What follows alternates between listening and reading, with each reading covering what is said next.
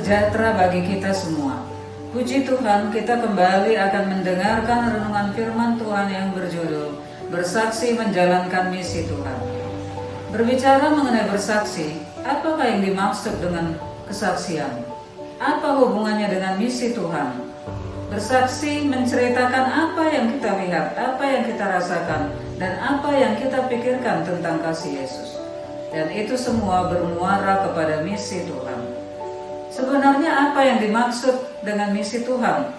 Dapat kita baca dalam firman Tuhan yang tertulis dalam Matius 28 ayat 19 dan 20. Karena itu, pergilah dan jadikanlah semua bangsa muridku, dan baptislah mereka dalam nama Bapa, Anak, dan Roh Kudus. Dan ajarlah mereka melakukan segala sesuatu yang telah kuperintahkan kepadamu. Dan ketahuilah, aku menyertai kamu senantiasa sampai kepada akhir zaman. Saudaraku, kita perlu mengenal Tuhan lebih dalam lagi. Dengan mengenal Tuhan lebih dalam, kita akan mengadopsi tabiatnya yang indah, tabiatnya yang agung, yang menjadi magnet membawa banyak orang datang kepada Yesus. Demikianlah kita menjalankan misi Tuhan. Dengan mengasihi Tuhan, kita akan lebih percaya akan jaminan keselamatan yang Tuhan berikan kepada umat-umatnya yang setia menjalankan misinya di dunia ini. Saya tertarik menceritakan pembangunan sebuah jembatan. Selama tahap pertama pembangunan jembatan Golden Gate San Francisco, 20 buruh telah mengalami kecelakaan tewas dan ada yang menderita cedera berat. Akhirnya diambil keputusan pembangunan jembatan itu dihentikan sementara. Di bawah jembatan itu dipasang sebuah jala besar dan menahan pekerja yang jatuh. Jala itu bukan hanya menambah keamanan, tetapi juga membuat para pekerja menjadi lebih yakin, sehingga lebih kecil kecenderungan untuk terjatuh. Satu keuntungan yang tidak diduga adalah efisiensi kerja mereka meningkat sampai 25% karena keyakinan diri mereka meningkat dan produktivitas mereka juga meningkat. Saudara-saudaraku yang kekasih dalam nama Yesus, siapakah pengaman kita?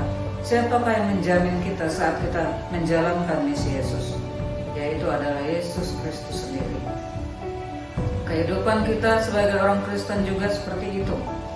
Oleh karena ada jaminan rahmat dan pemeliharaan Allah, kita dapat hidup dan bersaksi dengan penuh kepercayaan diri.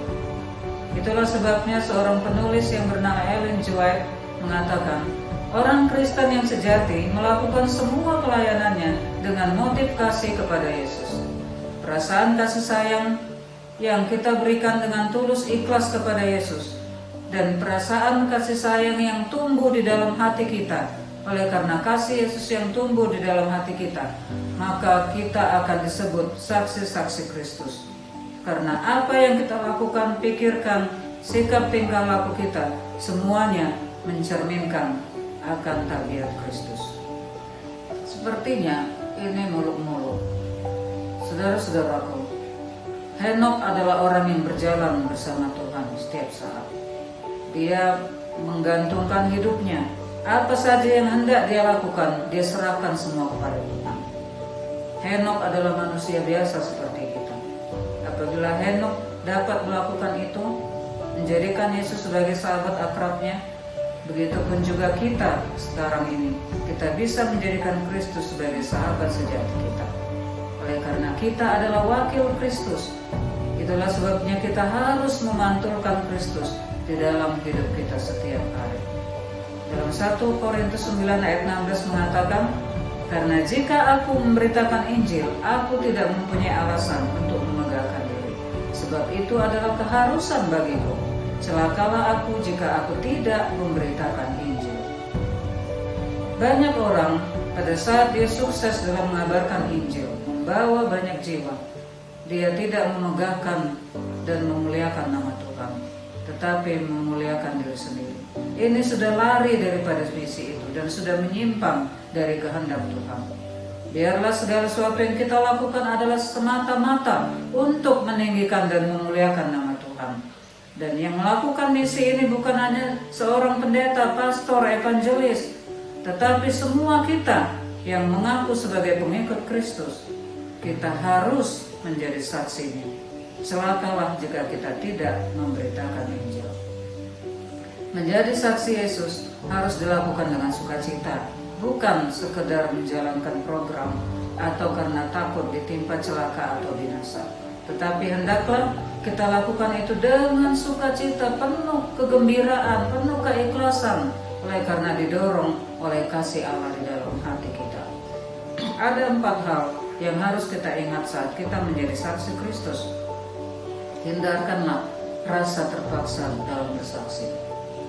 Lakukan itu mengalir sedemikian rupa seperti air yang jernih, mengalir dari mata air yang dapat dinikmati oleh setiap orang yang haus. Janganlah sekedar memenuhi tuntutan, dan nikmatilah kegiatan bersaksi itu. Jangan berhenti membicarakan tentang Yesus Kristus. Jadikanlah itu budaya hidup kita. Kemarin saya berbincang-bincang dengan seorang ibu yang baru mengadakan pelayanan ke Cianjur. Dia mengatakan ketika mereka mengadakan pelayanan itu, penduduk setempat sangat bersukacita dan sangat bergembira menyambut pelayanan mereka. Dan mereka mengatakan, kami sangat bersyukur karena yang melayani kami semuanya ramah-ramah. Nah, ini adalah satu kesaksian yang hidup, saudara-saudaraku. Seorang wanita yang sering dianggap lemah, tapi dapat menjadi berkat kepada orang-orang yang terkena bencana alam. Untuk menjadi mitra Yesus dalam menjalankan misinya, kita perlu menjalani langkah-langkah sebagai berikut. Yang pertama, marilah kita menerima kuasa Roh Kudus. Dalam Kisah 1 ayat 8 mengatakan, tetapi kamu akan menerima kuasa kalau Roh Kudus turun ke atas kamu, dan kamu akan menjadi saksiku di Yerusalem dan di seluruh Yudea, Samaria, dan sampai ke ujung bumi. Dalam bersaksi kita perlu memahami kuasa sebuah hubungan.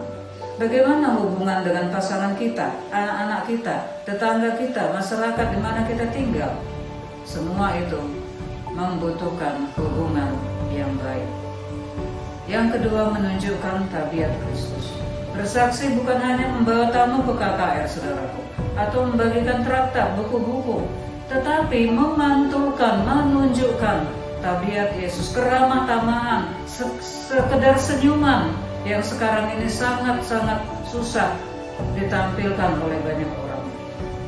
Tapi banyak orang membutuhkan keramahan yang hangat, dan itu akan terlihat dari air muka kita, terlihat dari tutur kata kita yang sangat didambakan oleh banyak orang di dunia yang gelap ini. Penderitaan itu bisa menjadi ringan apabila melihat gaya hidup kita, sikap tutur kata kita yang penuh dengan kasih mesra kepada banyak orang. Alasan yang paling kuat yang setara dengan Injil adalah orang Kristen yang pengasih dan memikat. Tidak perlu banyak bicara, tidak perlu keramahan yang berlebihan, saudaraku. Cukup dengan empati, simpati, pandangan mata yang penuh kasih, dengan gaya hidup yang memikat, dengan penampilan yang sangat inner beauty seperti Esther. Dia wanita cantik di antara banyak wanita cantik, tapi raja hanya jatuh cinta kepada Esther. Dan bukan hanya raja, setiap orang yang melihat Esther, mereka semua jatuh kasih kepadanya karena gaya hidupnya, tutur katanya, inner beauty-nya yang sangat memberikan daya pikat yang tinggi. Yang ketiga, bangun hubungan yang baik dengan banyak orang. Memang tidak semua orang gampang untuk ramah, ya, punya sahabat, gampang untuk menjalin persahabatan. Tetapi di dalam Yesus Kristus tidak ada yang mustahil. Apabila niat kita tulus dan ikhlas, siapapun kita yang punya kekurangan, kalau kita datang kepada Yesus, kita bisa menjalin hubungan yang baik, dan itu bisa membangun sebuah persahabatan. Dan pada saat persahabatan sudah terbangun, keakraban sudah terjalin, maka apapun yang kita bicarakan dan kita sampaikan kabar baik, firman Tuhan, semua akan diterima dengan baik. Dalam bersaksi juga, kita perlu menceritakan pengalaman kita, bagaimana Yesus pernah melepaskan kita dari segala macam kesulitan hidup. Bagaimana Yesus lengannya itu menguatkan kita, membopong kita, nolong kita untuk melewati berbagai-bagai kehidupan atau penderitaan yang pernah kita lewati. Itu semua harus kita saksikan, saudaraku, sehingga itu menguatkan saudara-saudara kita. Dan apakah saudara tahu mengapa Tuhan mengizinkan kita melewati berbagai-bagai penderitaan dan pergumulan itu? Satu-satunya adalah supaya kelak kita bisa menjadi penguat, bisa menjadi penolong bagi orang-orang yang pernah mengalami nasib seperti kita. Nah, bukankah ini suatu kesempatan yang baik? Mengapa kita tidak membuat satu kesempatan atau membuat setiap hari itu menjadi satu kesempatan untuk menyaksikan kasih Tuhan? Yang keempat, milikilah iman yang hidup.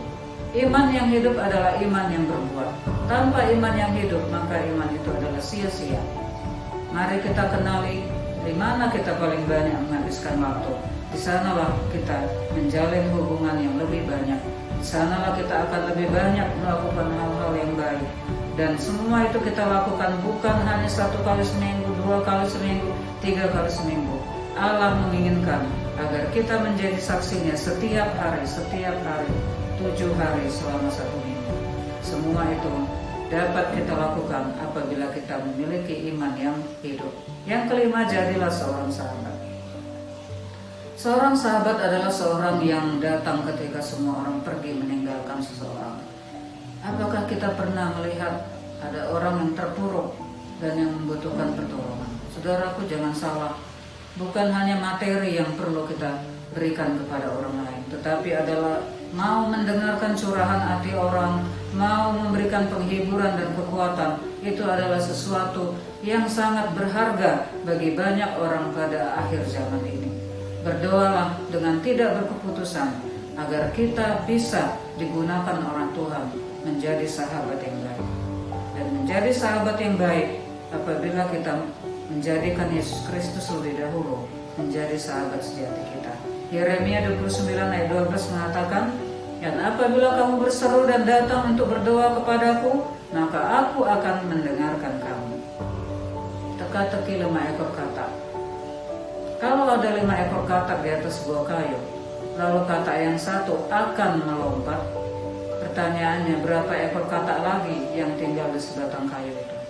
Tentu jawabannya tetap masih 5 ekor, sebab katak itu baru akan melompat, bukan sudah melompat.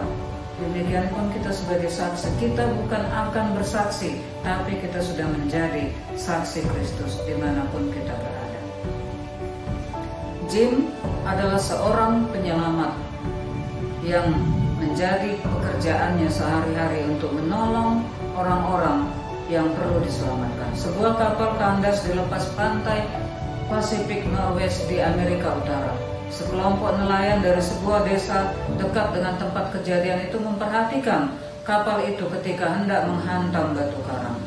Lalu ketika itu terjadi, sebuah perahu motor penyelamat bergegas melaut, menghampiri dan memberi pertolongan.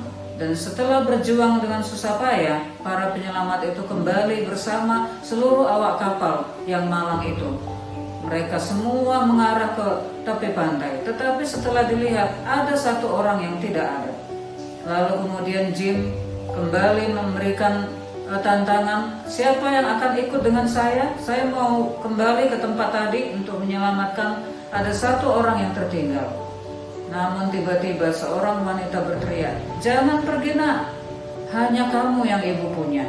Ayahmu sudah tenggelam di laut, adikmu William pergi berlayar entah kemana, sampai sekarang tidak kembali. Jangan pergi anakku, nanti ibu akan tinggal sebatang kara. Namun Jim dengan sabar menunggu bujukan ibunya ini. Dan ia berkata, ibu, saya harus pergi karena ini tugas saya. Saudara-saudaraku, akhirnya Jim dan beberapa orang penyelamat kembali. Dan mereka melihat bahwa orang yang tinggal di tempat itu dapat diselamatkan. Lalu semua yang di tepi pantai itu bersukacita dan bersorak-sorak mengatakan, kalian sudah berhasil menyelamatkan dia. Lalu Jim membalas teriakan mereka dengan mengatakan, katakan kepada ibuku bahwa yang saya selamatkan itu adalah William, adik saya. Luar biasa kisah ini, saudaraku. Tanpa kita sadari, kita adalah penyelamat-penyelamat yang diutus oleh Tuhan kepada orang-orang di sekitar kita. Banyak orang sekarang tenggelam dalam kekelaman dunia ini, dalam dosa-dosa kesayangan, tenggelam dalam kenajisan hidup, tenggelam dalam pergumulan hidup, tenggelam dalam keputusasaan, penderitaan. Siapakah yang akan diutus oleh Tuhan? Apakah kita bisa menjawab seperti Nabi mengatakan, ini aku Tuhan, utuslah aku? Ini adalah tantangan dan renungan bagi kita semua. Sebagaimana Jim katakan, tidak pergi menyelamatkan awak kapal yang tertinggal itu, dan itu adalah tugas saya. Biarlah kita juga mengatakan bahwa bersaksi ini adalah menjadi tugas saya, tugas kita semua, tugas semua wanita-wanita Kristen yang percaya kepada Yesus, khususnya kepada wanita-wanita yang tinggal di dalam keputusasaan, penderitaan. Kesanalah kita akan diutus Tuhan untuk menyaksikan kasih-Nya. Adalah sukacita yang indah menyelamatkan orang lain bagi Yesus Kristus, dan mendengar malaikat-malaikat bersukacita atas satu lagi orang berdosa yang bertobat. Dan saya rindu, dan saya yakin semua kita rindu, pada saat kedatangan Yesus yang kedua kali, akan ada orang yang berkata, terima kasih saudaraku, oleh karena kasih saudara dan perhatian saudara, kesaksian saudara yang hidup, saya juga ada sekarang ini bersama kelompok orang-orang yang benar. Semoga suasana, semoga keindahan, semoga pertemuan yang indah itu akan menjadi bagian saya dan menjadi bagian saudara-saudara, sehingga Yesus akan berkata, sabaslah hai hambaku yang setiawan, masuklah ke dalam kesukaan Tuhanmu, dan tinggallah bersama-sama dengan aku dalam hidup yang kekal selama-lamanya. Semoga ini menjadi doa dan harapan kita bersama. Amin. Yesus memberkati kita.